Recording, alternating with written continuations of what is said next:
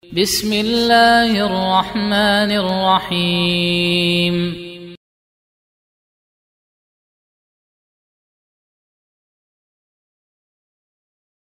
Al-Imam Ahmad rahimahullah ta'ala mengatakan, wa tarkul khusumat wal julus ma'a ashabil ahwa, dan meninggalkan bantah-bantahan dan duduk bersama para pengikut hawa nafsu. Ini termasuk jalan keselamatan dalam beragama. Ketika kita melanggarnya, walaupun kita sudah mendapatkan hidayah, maka itu bisa menjadi sebab kita kembali tersesat, na'udzubillah. Yaitu, duduk bersama golongan-golongan yang menyimpang, bersama ahlul bid'ah, para pengikut hawa nafsu, yang beragama berdasarkan selera mereka saja. Menurut mereka ini baik, yaitu bid'ah hasanah.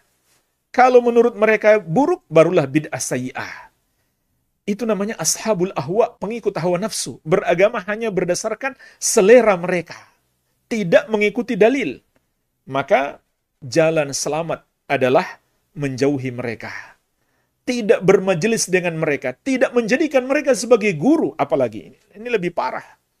Kalau sekedar duduk-duduk dengan mereka dilarang oleh para ulama salaf dahulu, apalagi menjadikan mereka sebagai guru.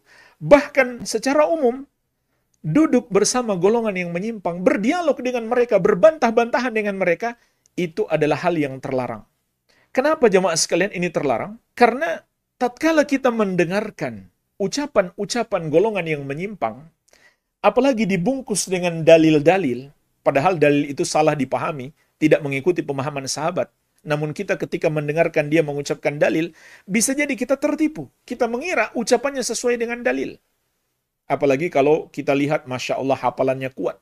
Bukan hanya menghafal teksnya, mungkin dia juga hafal nomor ayatnya, nomor hadisnya, sampai letaknya di halaman. Mungkin kita terpukau dengan hafalannya yang begitu kuat. Ternyata jemaah sekalian, itu hanya hafalan belaka, pemahamannya dia pahami sendiri. Atau dia mengikuti pemahaman-pemahaman selain daripada pemahaman sahabat radhiyallahu ta'ala anhum ajmain. Tapi ketika kita melihat hafalannya yang begitu hebat, bisa saja kita tertipu. Jadi, ini bahayanya kita duduk-duduk dengan golongan-golongan yang menyimpang, walaupun dengan maksud membantah mereka, bisa menyebabkan kita yang malah tersesat. Apalagi kalau kita jadikan mereka sebagai teman baik, atau yang lebih berbahaya, kita jadikan mereka sebagai guru. Kita datang di majelis taklim mereka, kita duduk bersimpu untuk belajar di hadapan mereka. Maka ini dilarang oleh para ulama salaf dahulu. Dan dalil-dalil dalam Al-Quran dan Sunnah yang melarang hal tersebut itu sangat banyak. Di antaranya surat Al-An'am ayat 68. Allah subhanahu wa ta'ala berfirman, wa idza ra'aital ladzina yakhuduna fi ayatina fa'arid anhum hatta yakhudu fi haditsin ghairi wa imma yunsiyannaka asyaitanu fala taq'ud ba'da dzikra ma'al qaumidz zalimin. Dan apabila kamu melihat orang-orang yang memperolok-olok ayat-ayat kami, maka tinggalkanlah mereka sehingga mereka membicarakan pembicaraan yang lain. Dan jika setan menjadikan kamu lupa akan larangan ini, maka janganlah kamu duduk bersama orang-orang yang zalim itu sesudah kamu ingat adanya larangan ini. Perhatikan jemaah sekalian, bagaimana memahami ayat yang mulia ini. Di antaranya dijelaskan oleh Imam Asy-Syaukani rahimahullah dalam Fathul Qadir. Wa fi hadhil ayah mau'izatun 'azimatun liman yatasammah bimujalasatil mubtadi'atil ladzina yuharrifuna kalam Allah wa yatala'abuna bi kitabihi wa sunnati rasulih. Di dalam ayat ini terdapat nasihat yang agung bagi orang yang mentolerir untuk bermajelis dengan ahlul bid'ah, yang menyelewengkan ucapan Allah dan mempermainkan kitab Allah dan sunnah Rasulnya sallallahu alaihi wasallam. Wa yarudduna dzalika ila ahwa'ihimul mudillah wa bid'ahimul fasidah, dan mereka mengembalikan pemahaman ayat tersebut kepada hawa nafsu mereka yang menyesatkan dan bid'ah-bid'ah mereka yang rusak. Jadi jemaah sekalian, Imam Asy-Syaukani rahimahullah menjelaskan makna mereka memperolok-olok ayat Allah di antara bentuknya adalah menyelewengkan maknanya. Jadi bukan sekedar menghina. Menghina itu termasuk jelas mengolok-olok ayat Allah. Tapi makna mengolok-olok bukan sekedar itu. Termasuk makna mengolok-olok, kata Imam Asy-Syaukani rahimahullah, adalah menyelewengkan maknanya. Dan mengembalikan maknanya kepada pemahaman mereka sendiri. Tidak merujuk kepada pemahaman salaf. Ini namanya orang yang memperolok-olok ayat Allah. Meskipun dia hafal ayat Allah itu. Memperolok-olok hadis Rasulullah SAW, meskipun sangat kuat hafalannya terhadap hadis tersebut. Kalau dia kembalikan maknanya kepada pemahamannya sendiri, atau kepada pemahaman yang baru, tidak merujuk kepada pemahaman para sahabat radhiyallahu taala anhum ajma'in. Maka Allah perintahkan kepada kita dalam ayat ini untuk meninggalkan mereka, tidak bermajelis dengan mereka, tidak mendengarkan ucapan-ucapan mereka tatkala mereka memperolok-olok ayat Allah, yaitu menyelewengkan maknanya. Iya. Kemudian Imam Asy-Syaukani rahimahullah juga menyebutkan mudarat lain. فَإِنَّهُ إِذَا لَمْ يُنْكِرْ عَلَيْهِمْ وَيُغَيِّرُ مَا هُمْ فِيهِ فَأَقَلُّ الْأَحْوَالِ أَنْ يَتْرُكَ مُجَالَسَتَهُمْ وَذَلِكَ يَسِيرٌ عَلَيْهِ غَيْرُ عَسِيرٌ. Sesungguhnya, ketika seseorang duduk bersama mereka, tidak mengingkari mereka, tidak pula berusaha merubah pemahaman mereka, maka minimalnya dia harus meninggalkan bermajelis dengan mereka. Dan itu mudah, tidaklah sulit. Cukup tidak hadir. Jadi mudah, bukan hal yang sulit. Wa qad yaj'aluna hudurahu ma'ahum ma'atanazzuhihi amma yatalabbasuna bihi syubhatan yushabbihuna biha 'alal 'ammah. Dan walaupun dia bersih dari pemahaman mereka yang rusak, namun kehadirannya mereka jadikan sebagai syubhat untuk menipu orang-orang awam. Jadi orang awam melihat kita hadir, bisa jadi mereka mengatakan, oh kawan saya yang katanya sudah hijrah kepada sunnah, ternyata ikut hadir di majelis Ustadz Fulan. Berarti Ustadz Fulan itu bagus. Padahal Ustadz Fulan tersebut ternyata tidak mengikuti manhaj ahli sunnati wal jamaah. Tidak mengikuti akidah generasi salaf. Tapi dengan hadirnya kita di situ, mungkin ada orang yang berdalih dengan kehadiran kita untuk ikut hadir. Maka tanpa sadar kita menyesatkan orang lain. Fayakunu fi hudurihi mafsadatun zaidah ala mujarradis sima'il munkar. Maka dengan kehadirannya terdapat tambahan kerusakan atas sekedar mendengarkan kemungkaran. Maksudnya, mendengarkan kemungkaran itu saja sudah salah. Apalagi kalau kita diam saja. Dia menyelewengkan ayat Allah, menyelewengkan hadis Nabi SAW, lalu kita dengarkan, itu dosa. Kalau kita diam saja, maka dosa kita semakin besar. Di samping itu ada mudarat lain, yaitu kita bisa menipu orang. Ini tambahan kerusakan, kata Imam Asy-Syaukani rahimahullah. Kita bisa membuat orang mengira bahwa majelis tersebut memang bagus. Karena banyak yang hadir. Jadi secara tidak langsung kita menolong mereka menyebarkan bid'ah mereka. Jemaah sekalian, di masa dahulu, sesungguhnya banyak contoh. Jangankan orang awam. Ada orang berilmu pun tersesat. Ketika dia mencoba untuk bermajelis dengan golongan-golongan yang menyimpang. Diceritakan oleh Imam Az-Zahabi rahimahullah tentang salah seorang ulama bermadhab Hambali, Ibnu Aqil Al-Hambali rahimahullah. Kanu yanhaunahu an mujalasati al-Mu'tazilah. Para ulama Hambali melarang beliau untuk bermajelis dengan orang-orang Mu'tazilah. Salah satu golongan yang menyimpang. Di antaranya dalam nama-nama dan sifat Allah. Mereka menakwilkan sifat-sifat Allah sesuai dengan akal mereka. Wa ya'ba hatta waqa'a fi habailihim. Ibnu Aqil menolak.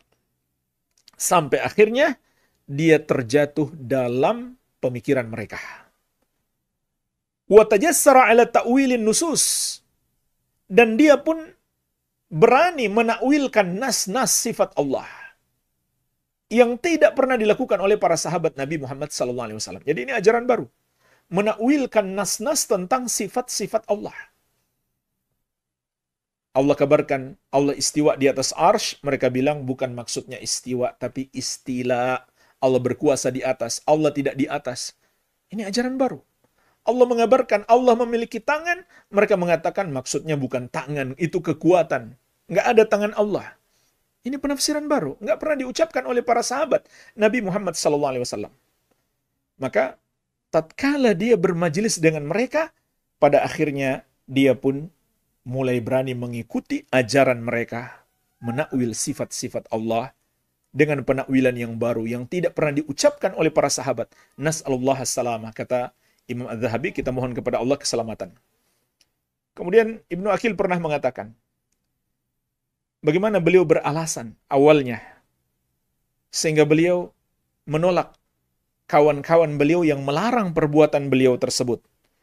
Wa kana ashabunal hanabilah yuriduna minni hijrana jama'atin minal ulama wa kana dzalika yahrimuni ilman nafi'an. Lihat bagaimana beliau beralasan awalnya. Para sahabat kami, para ulama al-Hanabilah, menginginkan dariku untuk meninggalkan sekelompok ulama, maka itu akan membuat aku terhalang mendapatkan ilmu yang bermanfaat. Ulama yang beliau maksudkan adalah para ulama Mu'tazilah. Betul, mereka ada ilmu pada sebagian permasalahan. Tapi mereka juga mengajarkan pemahaman-pemahaman yang menyimpang. Maka para ulama Hanabilah, teman-temannya melarang beliau. Namun beliau bersikeras untuk mengikuti majelis tersebut dengan berprinsip ambil baiknya, buang buruknya. Tapi apa yang terjadi? Beliau malah tersesat. Ini jamaah sekalian, sebuah pelajaran dari kisah terdahulu. Dan kisah-kisah seperti ini sangat banyak. Oleh karena itu, Imam Sufyan Ats-Tsauri rahimahullahu ta'ala mengatakan, Man sami'a bi bid'atin, fala yahkiha li julasaihi, la yulqiha fi qulubihim. Barang siapa mendengarkan satu bid'ah, satu ajaran yang menyimpang, maka jangan dia ceritakan kepada kawan-kawan duduknya, agar jangan dia masukkan bid'ah tersebut di dalam hati mereka. Lihat jemaah sekalian, kalau kita mendengarkan ucapan yang menyimpang, itu jangan kita ceritakan kepada orang lain. Tanyakan kepada orang yang berilmu. Jangan ceritakan kepada kawan duduk kita. Jangan share di medsos walaupun dengan maksud bertanya. Kata Imam Sufyan Ats-Tsauri rahimahullah, bisa jadi bid'ah itu malah masuk kepada kawan duduk kita.